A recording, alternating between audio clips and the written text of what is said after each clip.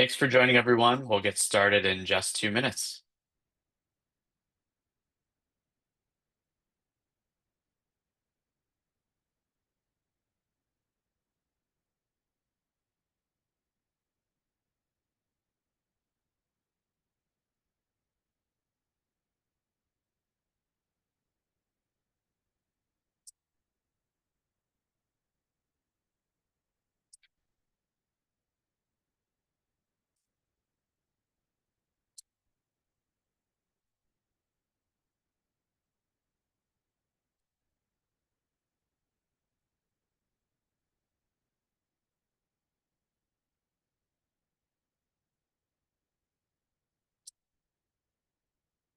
Thanks for joining, everyone. We'll get started in just 1 minute.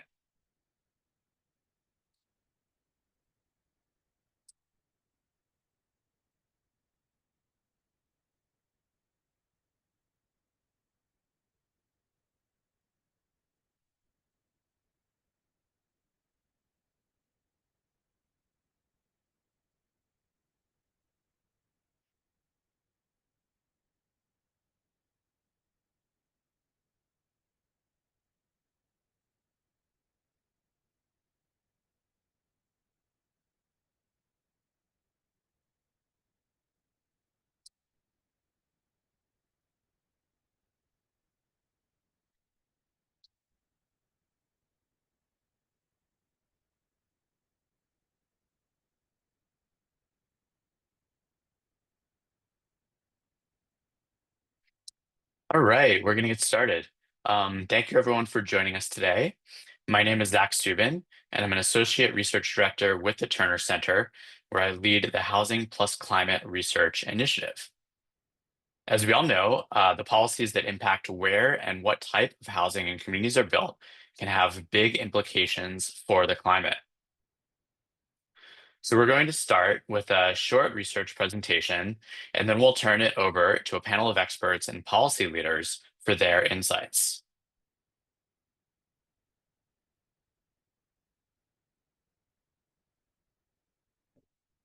Around the country, we're seeing an increasing movement to enable more housing in existing neighborhoods where people don't have to drive as much while still accomplishing their daily activities. We illustrated this last year in the Bay Area. This map shows how much people are driving in a typical day around the San Francisco Bay Area based on travel estimates from Replica, who use smartphone locations to understand how people are currently traveling. If we could just build more housing in the neighborhoods that are denoted as dark blue in lower vehicle miles traveled neighborhoods, we could potentially avoid pressure to build in the red neighborhoods, and that could help us address the biggest contributor to climate change in the US. Also last year, we estimated how much each state could reduce climate pollution by addressing its own housing shortage, building infill housing in relatively walkable neighborhoods within each state. But this was a hypothetical, ambitious scenario. So we're following up today with new research seeing how much progress cities and states have been making over time. So today we're introducing new Terner Center research by me and Quinn Underreiner published last week. We've overlaid current travel patterns known as VMT, or vehicle miles traveled per person, with historical housing development. Each bar in this chart shows how many homes were built in a decade, segmented by how much their current residents tend to drive. The most car-light neighborhoods count towards the dark blue segments, and the most car-intensive ones are shown in red. I want you to now observe 4 things from this chart. First, look at the bar to the left. This one shows all of the housing that was built through 1940. You can see that much of the dark blue, the lower VMT housing, was built already by then. Second, look at the time period from 1970 to 2010. You can see that this is when overall housing production peaked. And this period was dominated by sprawling, car-oriented housing development, which you can see in the tall red and orange bars. Third, take a look at the last bar showing housing development in the 2010s. You can see that overall housing development declined quite dramatically in this decade. This, unfortunately, intensified the housing shortage we face today. Finally, although housing production overall went down quite a bit, it declined less in the blue in the lower VMT neighborhoods than it did in the higher VMT neighborhoods. So, for the first time since 1970, the share of new housing in lower VMT neighborhoods went up and by quite a bit. Now, that's a national story. These dynamics are actually playing out at the city and metro regional scale. So let's now take a look at 6 greater metro areas to illustrate. On the left, we have Denver, which is an example of mixed growth. It's been adding a lot of housing in recent decades, but more in higher VMT than lower VMT neighborhoods. Then we have Charlotte in North Carolina. Charlotte has also been adding a lot of housing, but nearly all of its new housing has been added in high or very high VMT locations. On the other side of the spectrum, we have some metro areas, including the San Francisco Bay Area, where people are able to drive less while accomplishing their daily activities. However, we've often seen declining growth in these metro areas. The San Francisco Bay Area has not built as much housing in any of the last 4 decades as it did in the middle 3 decades from 1950 to 1980. To the extreme, we have the New York City metro area. Now remember, this is the whole metro area touching 4 states, not just New York City. You can see that by national standard, mostly or all of the housing, nearly all the housing in the New York City metro area would be considered very low VMT. However, much of that housing was built by 1940, and the lack of new housing in these very low VMT locations limits the ability of new residents to have access to these walkable neighborhoods. But we do have a few standout metro areas that have maintained housing growth and placed that growth in predominantly lower VMT neighborhoods. Seattle is one. Indeed, the state of Washington as a whole has made more progress than any other state in reducing the need for its own residents to drive over the last several decades. Another one here may be a surprise to those of us like me who spend too much of our time on the coasts. Salt Lake City has grown rapidly, and while it doesn't have quite as much very low VMT neighborhoods as Seattle, most of its housing shown here that it's been building is considered moderately low VMT. 2 of our panelists join us today from these 2 cities. Our hope is that we can learn from their relative success compared with other North American cities, knowing that more progress is needed even there to allow more people to live in these walkable neighborhoods. So we'll invite you after today's presentation to explore the blog, and you'll be able to make charts for your own city or state.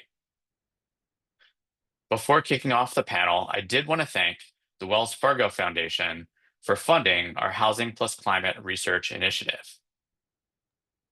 We'll start the conversation today by introducing our moderator, Kia Wilson, and then I'll turn it over to her to lead our conversation. We are thrilled to have this panel of experts and policy leaders join us to discuss the implications for housing and climate policy. Kia Wilson is a senior editor and advocacy journalist at Streetsblog USA, covering the movement to end universal car dependency in the US. Kia, take it away. Thank you so much, Zach, and thank you so much for putting together this panel around this fascinating research. I have to say that as an advocate to end car dependency, I often think of land use and housing as our secret weapon that we don't talk about enough. And your data that you're bringing here together and all of the data that we've assembled today through these panelists is really going to give us some new tools and new weapons in this fight. So what we're going to do here today is I'm going to introduce each of our panelists in turn, and I'm going to ask them each an opening question to help you as the audience get to know them a little bit. Feel free to put any questions you have for them in the chat at any point, or in the Q&A feature would probably be a little bit better. So we're going to start today with Miguel Moravec. Miguel is a senior associate in the US program at RMI, a climate NGO that I'm a big fan of and that I love covering. Miguel focuses on policy solutions to equitably decarbonize the US transportation sector, especially as they relate to VMT and induced demand. He also led the development of the Smarter Modes Calculator, a tool that quantifies the societal benefits of expanding clean transportation choices. Miguel has presented his findings to state DOTs, legislatures, and economic developers across the country. Miguel, thank you for joining us. How are you today? Yeah, thanks for having me. It's a treat to be online with y'all. It's always a pleasure to talk to you.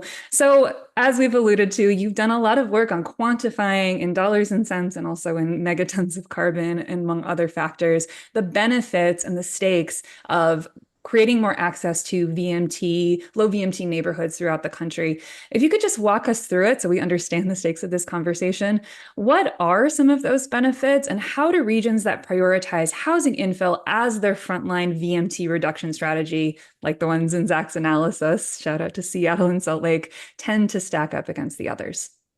Yeah, absolutely. So that's a two-part question, and I'll start with part one, focusing on the benefits and our RMI tool, the Smarter Modes Calculator. So Smarter Modes is meant to connect this kind of wonky policy matter to the kitchen table issues that most Americans care about, right? So what's on most Americans' minds right now? Forget the cost of eggs. It's never been more expensive to drive a car. The American Automobile Association puts it at $12,000 per year to own and operate a new car. And even if you buy used, costs are expected to increase there because of our current tariff environment. So the Smarter Modes Calculator quantifies the cost savings if state decision makers gave their communities more walkable neighborhoods rich with transportation choices. And we specifically find that over the next 25 years, if policymakers follow the examples of states like Washington and Utah that Dr. Subin just mentioned, if those states achieve about a 25% VMT reduction, that just means a 1 in 5 reduction in the need to drive. We find that the average American household could save over $2,000 per year. $2,000 just from needing to go to the pump less, less to the mechanic as well, and from avoiding depreciation or the decrease in value of your vehicle asset. So $2,000 is literally a COVID era stimulus check benefit, right? That could spur Main Street economic activity and keep savings economic opportunities in state on Main Street. So, that's the quantification, but don't take it from me, take it from voters. In this same election year of 2024, voters overwhelmingly, concerned about cost, actually passed ballot measures to essentially tax themselves to build out more public transit, right? Voters are concerned about the cost of getting around, and in this big election year on costs, still said, hey, I want better bus service, I want more sidewalks, please increase my sales tax, right? So that I can unlock the savings of getting around in an easier way. And by the way, so Smarter Modes covers this cost piece, but we also do some other benefits like avoided traffic. We find that Americans could save 21 hours per year of not needing to sit in traffic if you put destinations closer together and have more ways to get around. And if you happen to care about climate, we're talking about a 3 gigaton scale savings of climate pollution from decreasing the need to drive at the rate that I just mentioned. So 3 gigatons, right? That is the same as turning off all climate pollution from the entire United States for 6 months. It is huge. It is a very big amount of climate pollution. Getting this right could literally advance our climate targets forward half a year. So it's not a marginal climate issue, even with electrification of vehicles. We want that too, but the combination of EVs and walkable communities, transit-served communities, stands to unlock even more climate savings. So that was part one. That's some of the what the workhorse of Smarter Modes does in terms of calculating benefits. But you also asked, hey, how are some of these communities using things like housing infill to reduce VMT and unlock these benefits? So I'm going to pick on Minneapolis, which is one community that's been seeing success with this. They have a recent public policy miracle, right? Population has gone up. Population has gone up since 2019 in the Twin Cities, and yet traffic is down, rent prices are down, and they are increasing their housing supply. So how do they do this, right? What are the policy levers that are enabling Minneapolis to unlock these benefits while maybe the rest of the country is seeing more traffic and costs go up? Well, tying in VMT, the city of Minneapolis set a VMT goal back in 2013, right? They said, hey, we want to give people more ways to get around. They now have about 200 miles of bikeways, and they've expanded their transit service. They also, in 2019, ended single-family exclusive zoning, right? And they did a few other things that enabled more multifamily home development. They got rid of minimum parking requirements, and asked developers to think about how we can connect transit and active transportation to this new housing stock. So housing stock grew 12% in the Twin Cities by 2022. And even as rent increased 22% in the rest of the country, you add more supply, Minneapolis rent falls 4% in this same time period. And that is even as 118,000 new residents came into the Twin Cities metropolitan area. So this was not without controversy, but it's working. This is just one example of things that we're also seeing happen in Seattle and Salt Lake City. Seattle, by the way, has been investing in more abundant transportation choices for decades, and they've seen VMT go down 7% per person between 96 and 2019. So this story is being told in many different communities. But if you make these investments, if you put the housing there, if you put the abundant transportation choices there, it is working to lower costs, get folks around traffic, and increase the housing supply. So that is how I'll open. I'm happy to give it back to you, Kia. Thank you. Yeah, I really look forward to talking to you more about Minneapolis and Minnesota at the state scale as well. I've done some coverage around their state transportation bill that I know we're both big admirers of, and excited to hear more about how this type of policy can work at different valences of government and different scales of community. But now let's take it to our next panelist, Professor Reid Ewing. Dr. Reid Ewing is a distinguished professor of city and metropolitan planning at the University of Utah, distinguished chair of Resilient Places, and the longtime associate editor of the Journal of the American Planning Association, which I also love covering and really admire your work. You have a really deep body of research around the way that the built environment shapes people's rates of drivings, along with the many benefits of compact developments. I'm hoping you can help us get into a little bit of what a low VMT neighborhood looks like on the ground, actually, so it's not just an abstraction. And how does Zach's research fit into your previous work? Okay, well, thank you for making me part of this panel. A low VMT neighborhood is characterized by D variables. It's dense. It's diverse in terms of its land uses. It has a well-designed, highly connected street network, as opposed to the branching cul-de-sacs in the suburbs. It has a lot of points of interest within easy walking distance or a short car ride, and it's close to transit. So those are the D variables: density, diversity, design, destination accessibility, and distance to transit.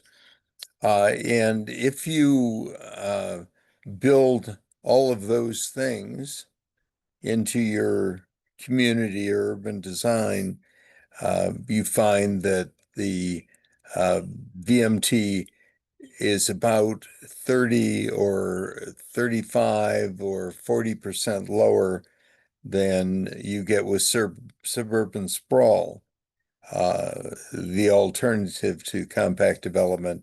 We in the Salt Lake City area have a polycentric regional development plan.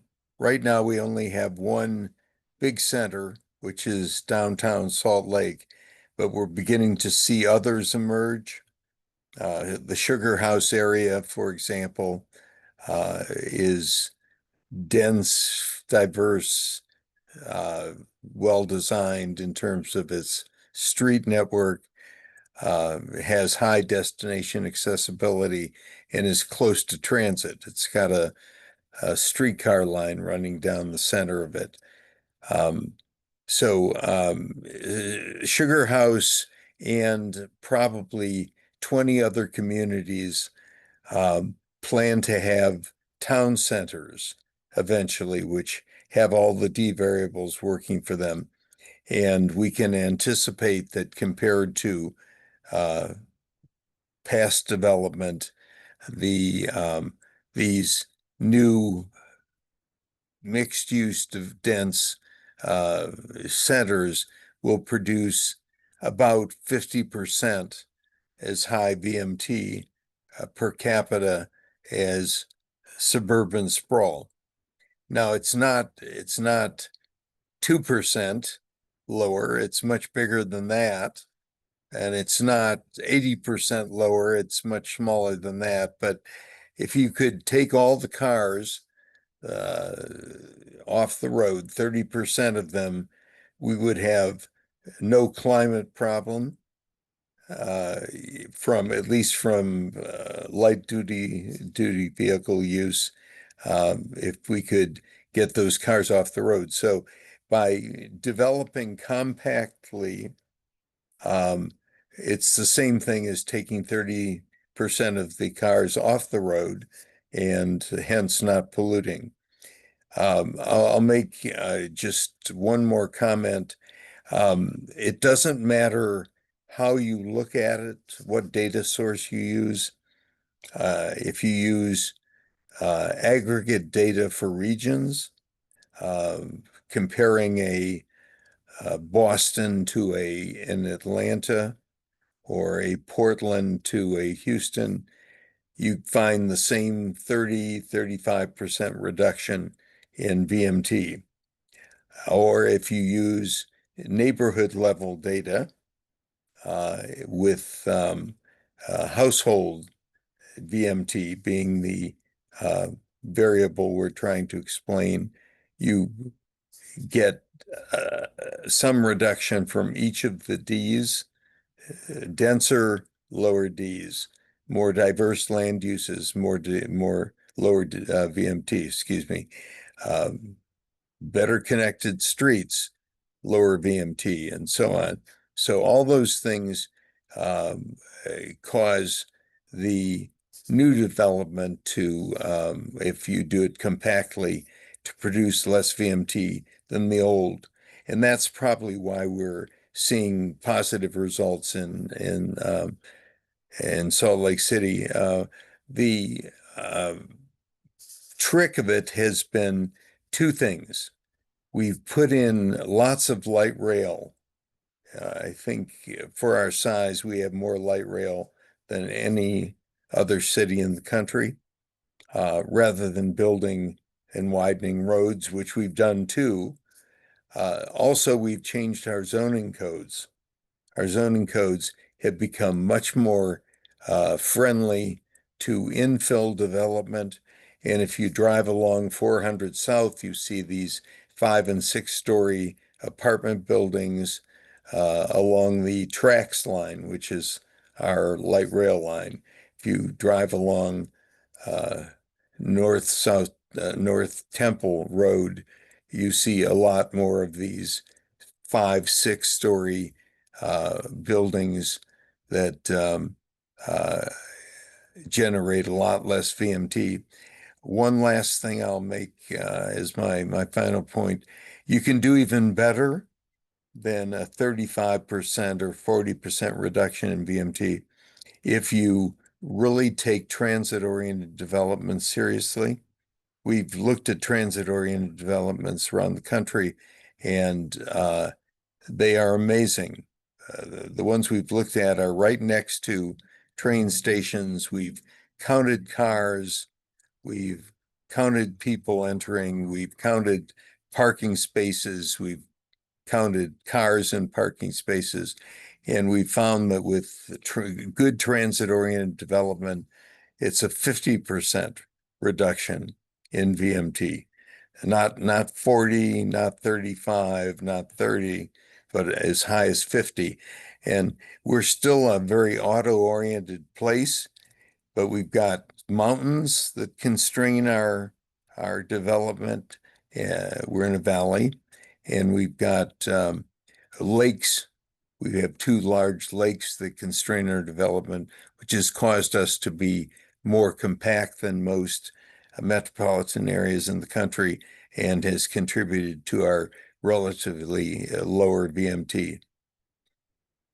Well, thank you so much for that, Reid. I'm going to do first names today, which you'll see for our next guest is going to be necessary. But I really appreciate your insights. And it really does speak to how predictive our planning policies are of the way that we travel. You know, something that we run up against a lot as advocates is that we have a culture of driving. And no matter how you change the physical built environment and the policies that surround it, people are going to drive. And I think your example in Utah is a beautiful example. And throughout your career, frankly, all of the research that you've done of how that's not true and how we can make a difference through these common sense structural reforms. So thank you very much. And I will be adding Salt Lake City to my vacation destination list.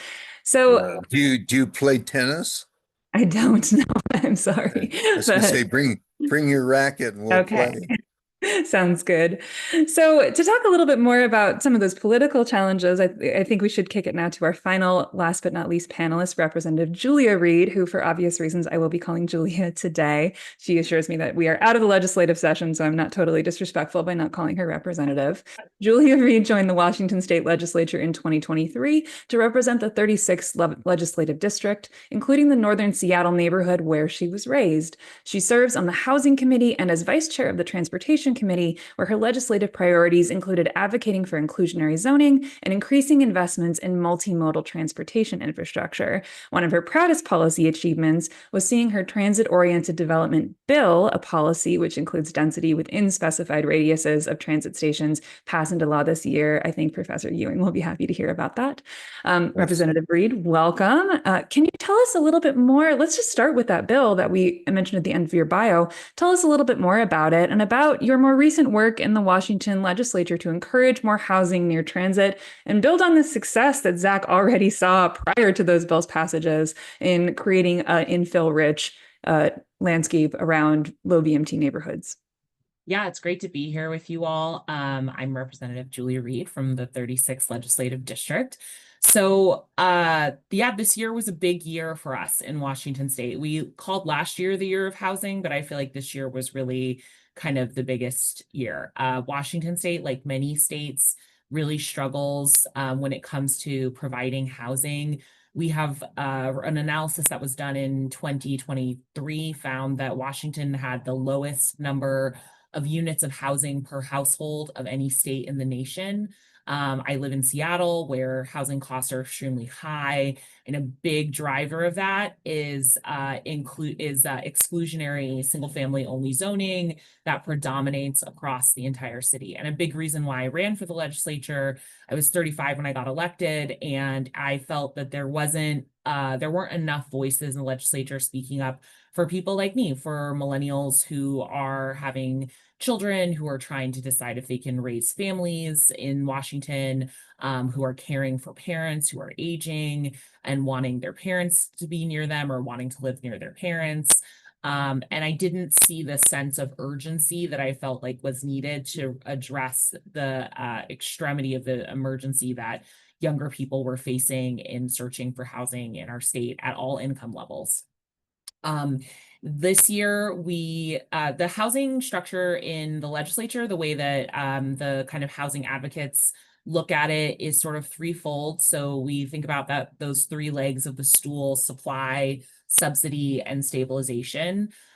We have traditionally been more successful in passing bills around the supply side. I think because it's a little bit more market oriented. So our Republican colleagues get more interested and excited. And certainly, as I mentioned, there's a significant need for housing supply increases in Washington State. So some of the big bills we passed recently include the Missing Middle Housing Bill, House Bill 1217, or sorry, excuse me, House Bill 1110. We'll get to 1217 in a minute. That was led by Representative Jessica Bateman, who's now Senator Bateman, who's been an incredible advocate, very effective on housing issues in our state. And that was really about addressing those exclusionary single family only zones in neighborhoods and looking at neighborhood infill and how do we incentivize and allow at least the building of duplexes, triplexes, sixplexes, all other types of housing flexibility. So that was a bill that was passed to change zoning laws statewide 2 years ago.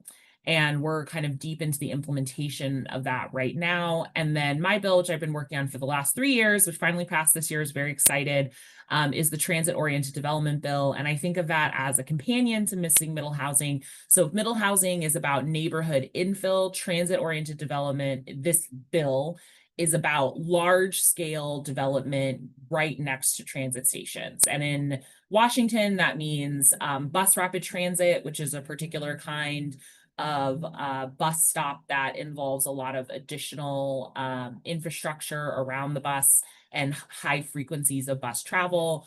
Light rail stations, which we are in the process of building out a massive light rail system in the kind of greater Seattle area, and then heavy rail stations, mostly commuter rail stations, of which we have a few.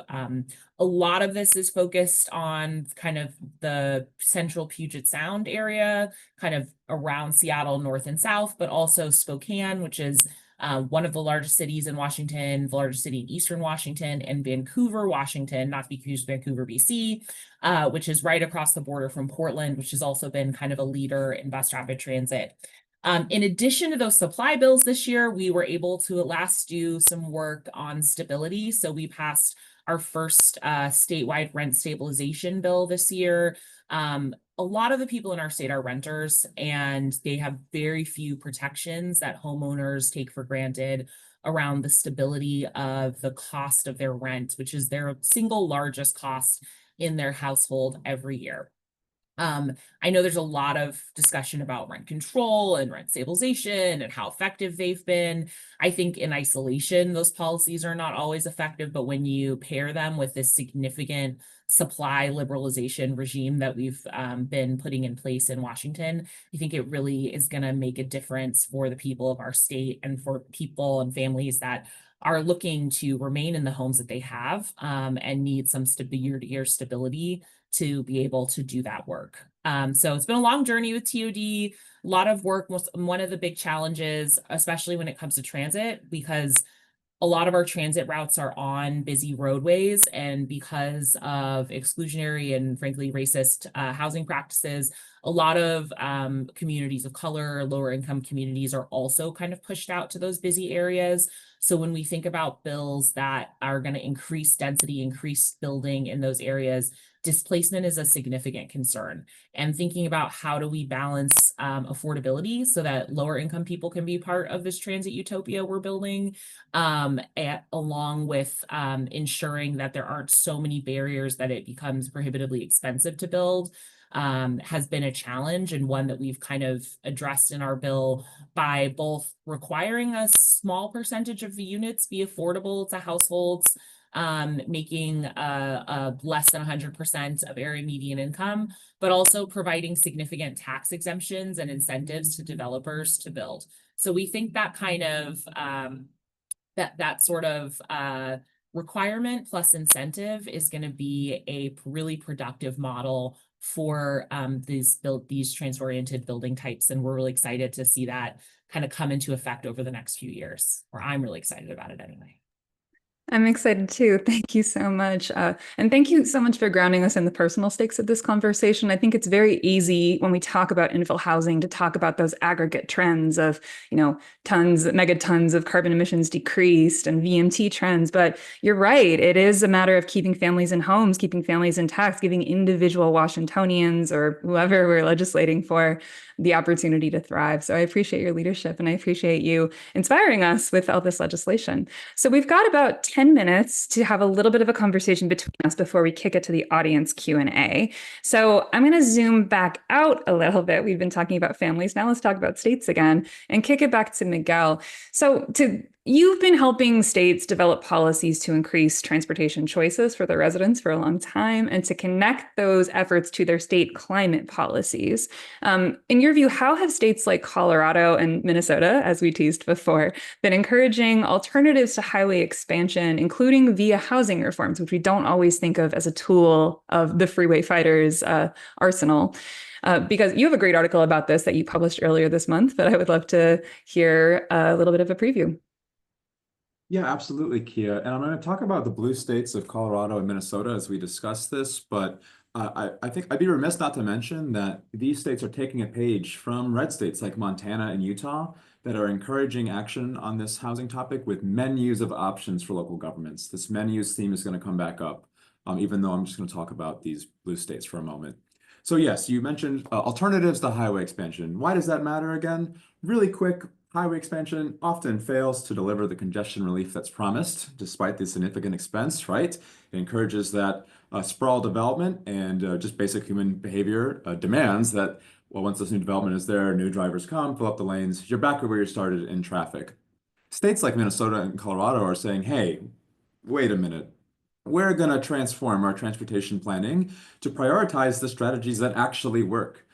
To reduce traffic and not just get us back where we started with gridlock.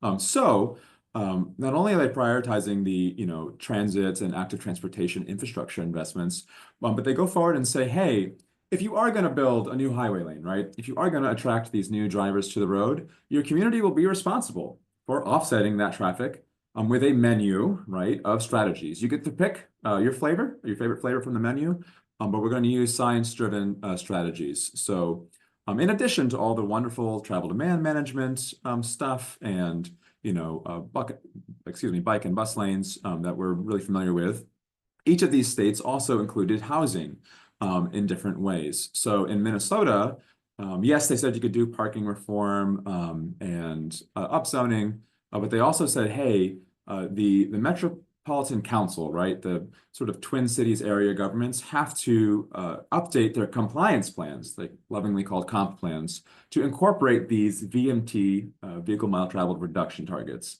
Basically, the comp plans, you need to help promote this more walkable neighborhood setting in line with the larger vehicle mile travel goal. So that's a really big change. It's sort of similar to what California has with Senate Bill 743.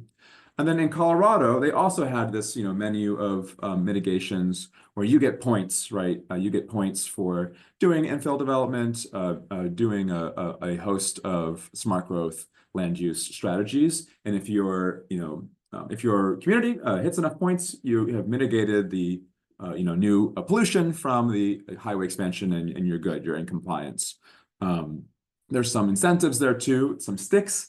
Right? If you don't hit the compliance requirement, you might lose access to some of your transportation funding from the state. So it's an effective, mechanism to get the local governments to say, okay, fine, we'll play ball. We'll look at these options from the menu that you provided us, and we'll get credit if we are doing this smart growth land use as well. And I just really want to quickly mention that this program in Colorado, it passed in 2021. So we've seen over the last 4 years, we've had some runway to see how the policies are taking hold. Notably, since the pandemic, Denver's also seen traffic hold constant, while a lot of the rest of the country has seen traffic explode past pre-pandemic levels, which is scary.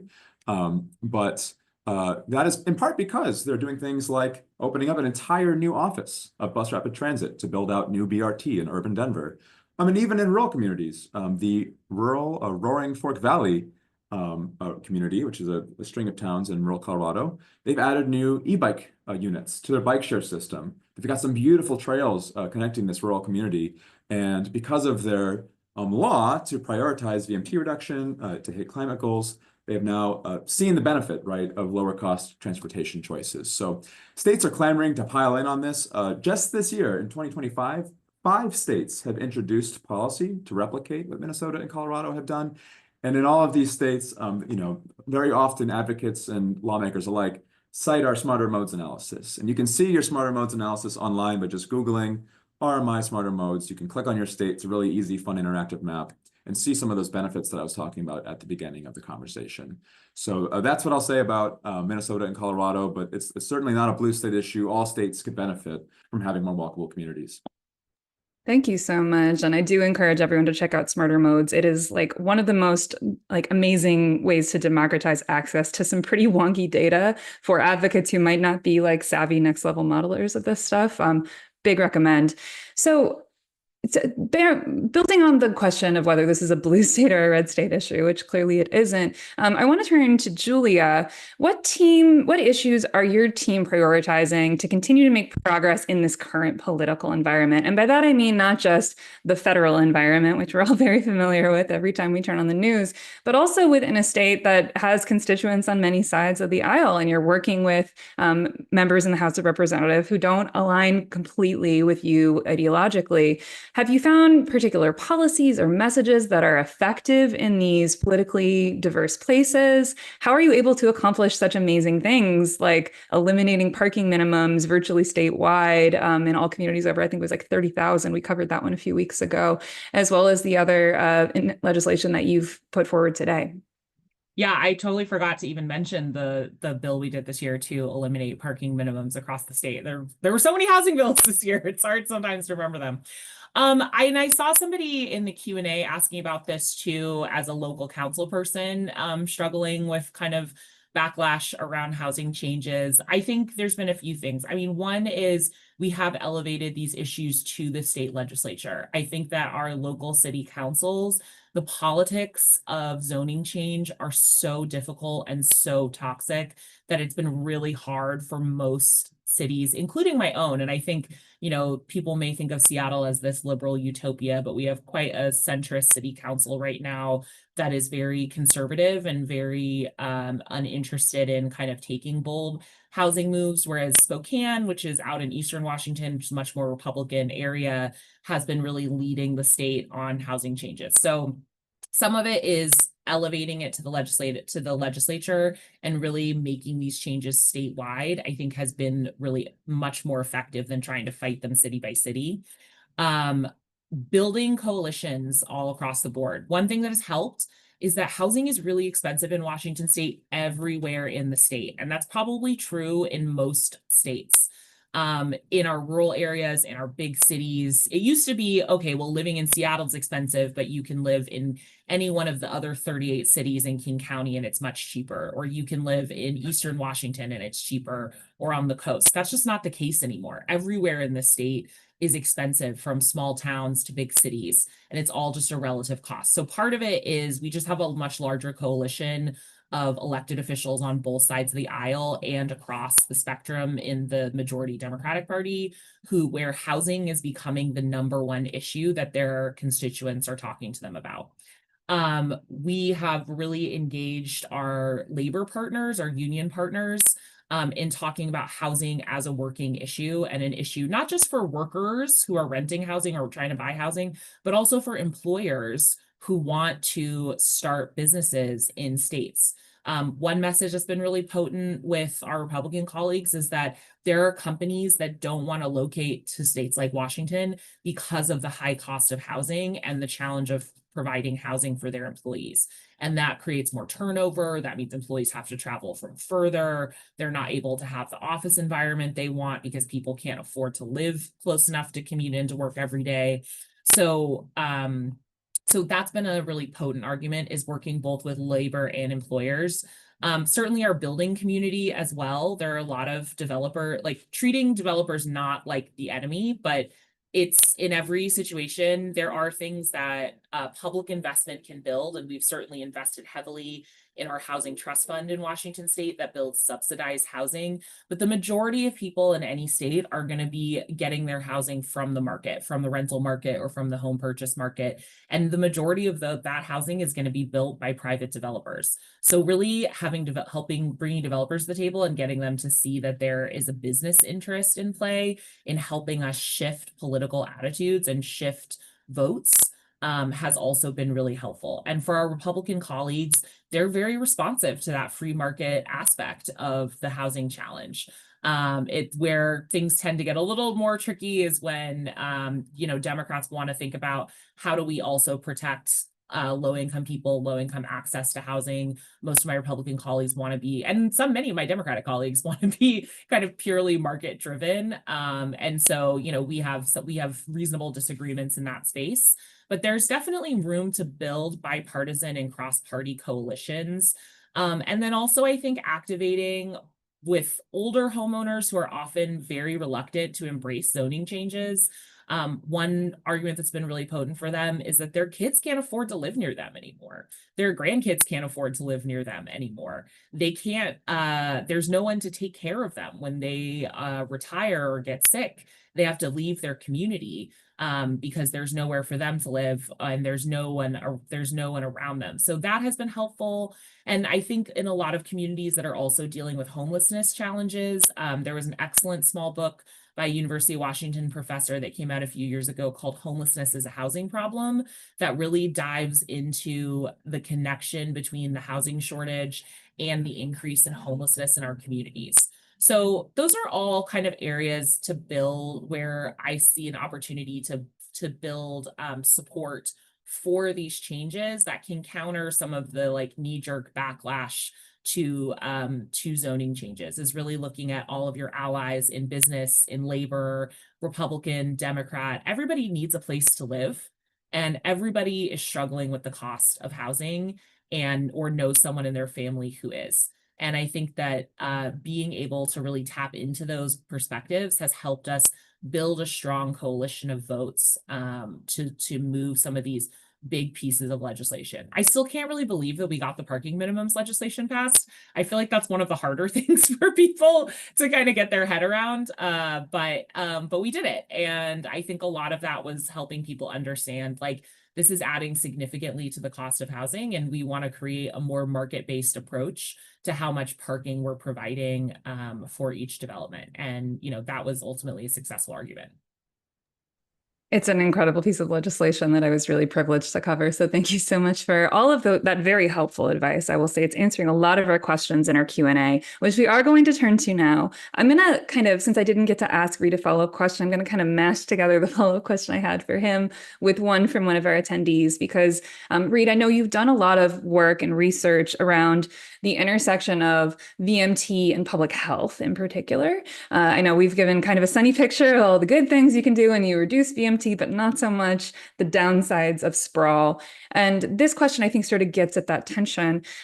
Since the population is aging, how could we design our city so public transit, bikeable, walkable neighborhoods are more friendly to the 60+ group? And I'll add on to that so that we make sure that we have, as Representative Reid, or Julia, I should say, just alluded to, so we have availability of housing in these infill neighborhoods for folks who are in that older set. Maybe we could start with Reid, and then if anyone else wants to dive in, go ahead.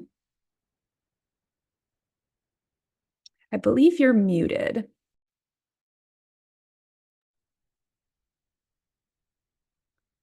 Reid, I believe you're muted, if you don't mind unmuting for me. Yeah, thank you. Yeah, sorry about that. Yeah, we are aging in place. We've got one prime example, me, on this panel. The kinds of policies that Denver and Seattle and Portland and Salt Lake City have adopted are good for everyone, but maybe especially good for the elderly. At some point, they have limited mobility.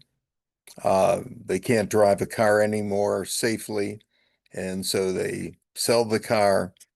How do they get around? Well, the most obvious way is walking.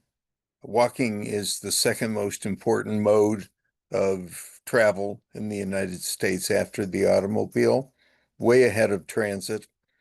So if we build walkable communities, those who are aging in place at, for example, one of those apartment buildings I mentioned before on South Temple, North Temple and 400 South, they can walk to from a townhouse I own. They can walk from there to 3 supermarkets very comfortably in 5 minutes. And we know that they are a prime group for non-auto related travel. What we've been doing is a lot of legislative changes as well, like Washington, and we've studied Washington, and we've studied Portland, and we've studied Denver, and we've studied Minneapolis, and have a paper out in a journal called Land comparing, that's LAND, comparing the growth management tools being used in the 3 regions I mentioned. And it goes back to what I said originally. Single family zoning will survive and be around forever. Even in Minneapolis, I understand there haven't been that many conversions to duplexes and triplexes, but along commercial roads, there's the potential, not touching single family neighborhoods, there's the potential to redevelop transit-oriented, dense, mixed-use developments, and that's what drives the centering of development. I mentioned polycentric development. All of 4 places, Denver, Seattle, Portland, and Salt Lake City, have plans for single family, of course, but also dense town centers. It seems like every community in this region wants a town center, a place that they can congregate, that they can go for entertainment, a meal, etc.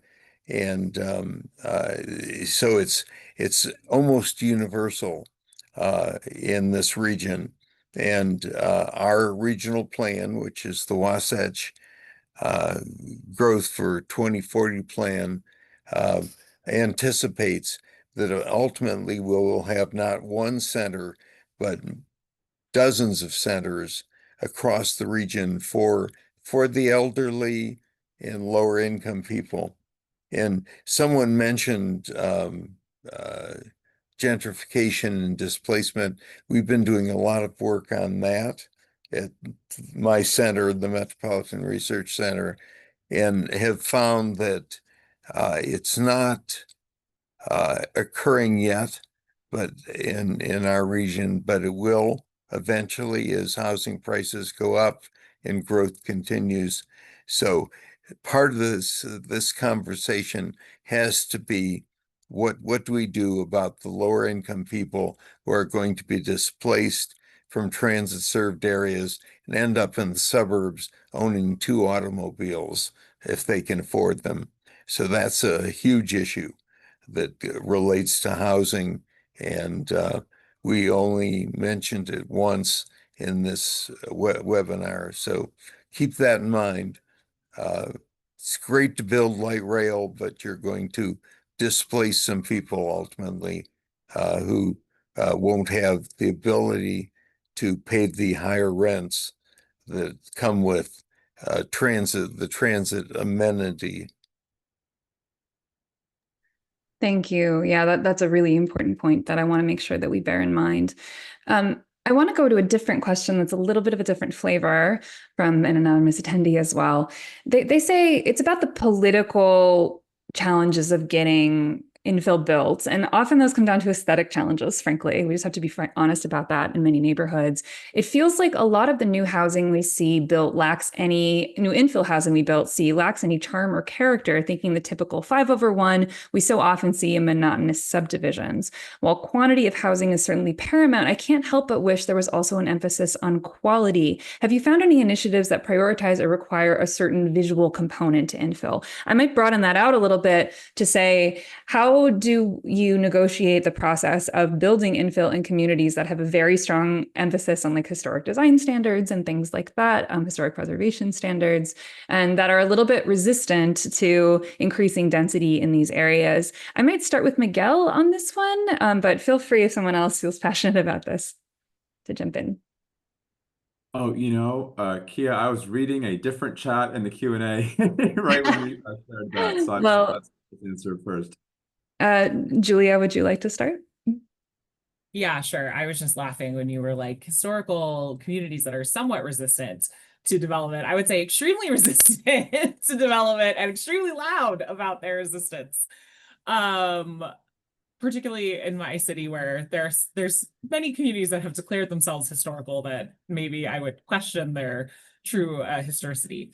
I think it's a really interesting question. I know that I think in Canada, they have looked at issues where they have created kind of code where they brought together groups of like architects and developers to try to develop essentially pre-approved building plans that have both architectural appeal and are quick to and make it quicker to build. So that's one of the challenges in just the United States in general, is that a lot of our housing is, built bespoke, and even the boxier stuff. And so that means you have to get a new permit every time. It's inspection, it's really time consuming. And so developers have long been pushing for kind of a way to speed up permit times. And one of the like compromise options that I'm really interested in is this possibility of saying we can do faster or pre-approved permits for a set of plans that are kind of agreed to and provide a certain amount of architectural character. So I think that can be really useful. I don't have any like magic silver bullets for how to overcome challenges of historical areas. I think really, again, trying to help people understand how these restrictions really relate to challenges of housing costs and homelessness can be helpful. Some people, though, are just not going to want to listen. They're not going to want to change. And in those cases, that's why it's really important to think about the sort of pro-housing coalition that you're building with young people, with labor, with employers, with developers. So you have your own kind of base of support that's also coming into council meetings or legislative meetings and advocating for these issues and for the future possibility. Change is really hard for people. It's scary. It's hard. People love their neighborhoods. They're very attached to them. And I think you really have to be empathetic to that, while at the same time presenting a positive vision that people can rally around about what this change will allow your community to do. And I often talk about, the importance of building our communities around people more than parking, more than punishment, more than even the historic building codes. And if we center people in our cities and our states and our communities, we will build better, more equitable, more beautiful places to live. And I think that is kind of my guiding star in all of this. And I think trying to present that vision to folks as we're pushing through is part of the work. That is a beautiful note for us to end on. I'm so sorry, Miguel, to cut you off. It looks like we're coming to the top of our time, but we have so many fantastic questions in this Q&A. I know many of our panelists will be willing to correspond with you privately, and the Terner Center will forward their correspondence information for you. I'm going to hand it back to Zach for our closing. Thank you so much. Thank you, everyone, for joining us today. And a special thanks to our moderator, Kia Wilson, and to our panelists, Miguel Moravec, Professor Reid Ewing, and Representative Julia Reid for their insights. We will post a recording of this webinar on our website and send you the link in the next few days. Thank you all so much.